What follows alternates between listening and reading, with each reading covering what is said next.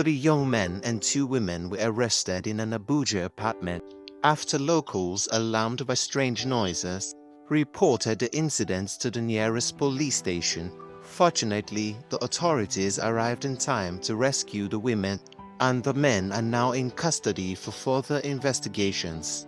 A male reporter broadcasting the news said, "Thank God. I pray God continues to expose them one by one."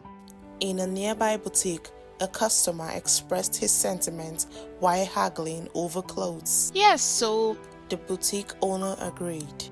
our ladies need to stay vigilant, not just with men they meet online, but anyone they encounter with in daily life. May God keep us all safe.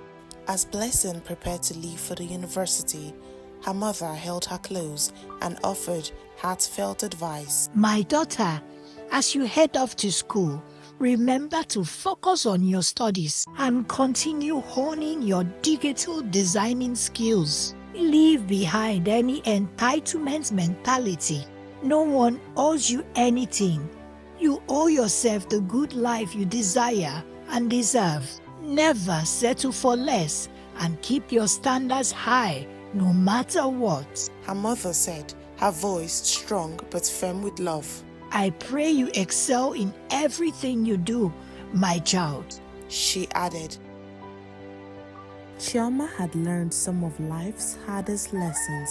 As she swept the village compound, her mind wandered, filled with regrets and wishes for a second chance to set things right. She recently heard from Lola that the copper had finished his service and left the village with his bags, which only deepened her sense of loss.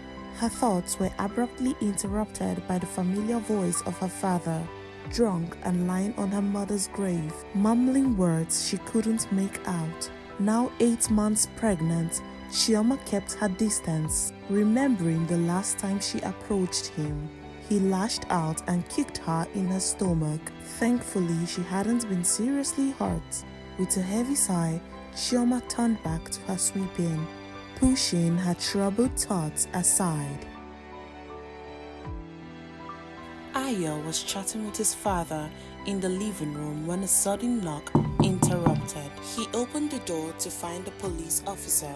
Are you Mr. Ayomide Polanle? The officer asked, noticing Ayo's bewildered expression. Yes, no, I mean... Ayo stammered, his mind racing. You are under arrest for the murder of Miss Isabel Martins. You have the right to remain silent. Anything you say or do will be used against you in the court of law. The officer declared as he placed handcuffs on Ayo, leading him away from the door. His parents' frantic voices filled the room, their protest turning into a commotion as they tried to hold the officers back. As they reached the main gate, Ayo's eyes fell on Vicky standing outside. She mouthed, I'm sorry. Ayo's heart sank with a deep sense of betrayal. Vicky had reported him, bringing his buried secrets to light. At the station, Ayo was led to a holding cell, where he saw Dozier also in handcuffs. Through further investigations, Ayo learned that Dozier was involved in a tragic incident leading to the death of his previous girlfriend. Now, both men sat in silence at the precinct, regret etched into their faces as they waited for the next step.